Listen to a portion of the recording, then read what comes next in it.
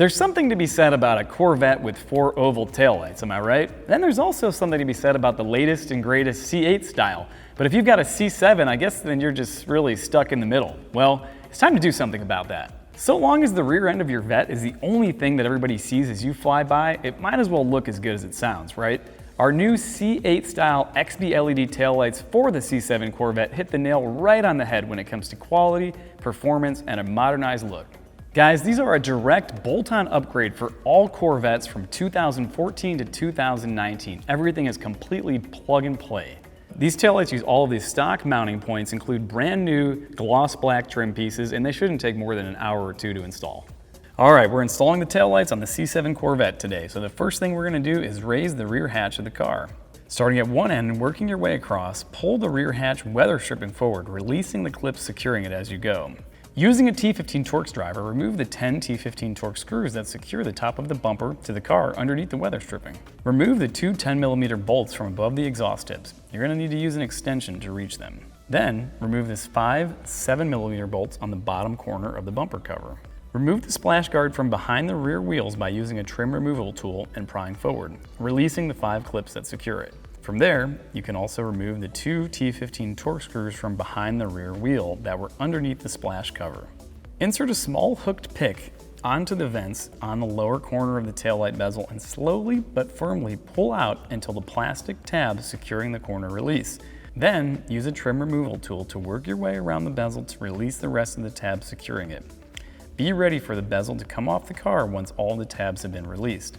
Remove the 7mm or T15 Torx screw, depending on your car, bumper cover bolt that is behind the taillight bezel.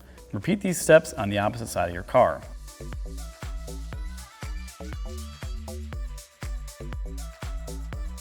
And then grab onto the rear bumper cover at the top corner and the front edge behind the wheel and pull it back to release it from the vehicle. Do this on both sides, of course. With the sides of the bumper released, lean the bumper away from the vehicle. There are 2 connectors behind the bumper cover. One for the rear lights and one for the rear parking sensors. Disconnect both of these connectors. On the inside of the bumper cover, locate the manual hatch release shown here. With a trim removal tool, pry the harness clip above it loose. Pry the hatch release connector and disconnect it. With the hatch release connector removed, the hatch release can slide out and be removed. Pull the rear bumper cover fully off the car and set it face down on a padded stand or a soft surface to prevent damaging the paint. And then you can disconnect the taillight plug on each of the taillights. To remove the taillight housing, remove the 4 7mm bolts securing each taillight to the bumper cover and remove the taillight assemblies. If you're going to do the backup boost bar install along with your taillights, you can use a Phillips head screwdriver to remove the license plate frame hardware. You'll drill a 5/16 inch hole on the rear bumper cover, making sure that the backside of where you're drilling is clear. Pass the boost bar wiring through the hole you just drilled and insert the grommet on the boost bar wire into the hole. And place the backup boost bar over the license plate on top and reinstall the license plate screws. It's that easy.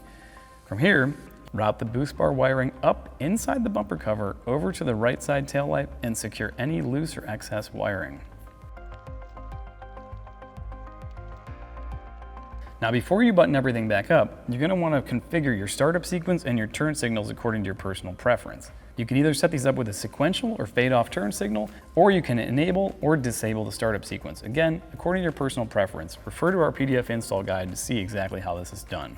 And then bolt the taillight back onto the bumper using the 4 7mm bolts that you removed from the factory light. Route the green and yellow mode selector wires through the included wire holder and install the wire holder onto the outermost taillight mounting tab, as shown here. This will allow you to access the mode selector loops by simply removing the rear taillight bezel in case you ever want to swap them out after installation. Connect the vehicle's taillight connectors to the main connector on the back of each taillight. Connect the boost bar wiring on the right side taillight as well, if you have it installed, of course. Now, while you've got your bumper removed, you can easily install these side markers. It's easy to do by just popping out the old ones with the press clips, unplugging the connector, and connecting the new one. Reassemble the rear end of the car in the reverse order that you disassembled it, and then you can get in the car and test to confirm that all functions are working properly. Again, completely plug and play and takes just a couple minutes. Now, while the parking lights were somewhat problematic on earlier generation Morimoto taillights for the C7, our engineers have completely worked those kinks out on these ones, making them completely plug and play and problem-free, guaranteed. Now in terms of style, of course these things are available with an OEM Plus style red lens, or if you want something a little bit more sleek and neutral, they're also available with a smoked lens, which looks awesome. These C8 style light pipes that dominate each housing act as a low intensity parking light and also a high intensity brake light, both of which illuminate in red. Above that, the reflectors operate as LED turn signals, which can run in either a standard on-off flashing mode or a sequential setup, which is easy to change during the installation. One of those two reflectors doubles as the white reverse light, which is also plug and play with your factory reverse light circuit. Now, while the taillights come standard with powerful LED reverse lights built right into the housing, just wait, there's more, guys. Morimoto's backup boost system allows you to plug and play with the optional LED reverse light, which mounts to the top of your license plate frame and provides an extra 2,700 lumens of controlled light output when backing up.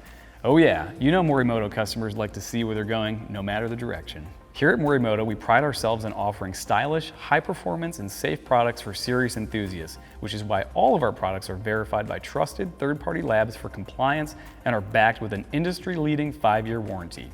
As part of our product launch to help C7 owners completely change the game in the lighting department, these brand new taillights are available now. If you guys are also looking for an awesome new headlight setup that also mimics that brand new C8 style, check out the new headlights. We've got a completely different video going over those, as well as our smoked side markers, which are an easy turnkey upgrade that is a no-brainer if you guys are already in there upgrading the taillights or the headlights on your car. Guys, these things are available now. Check them out.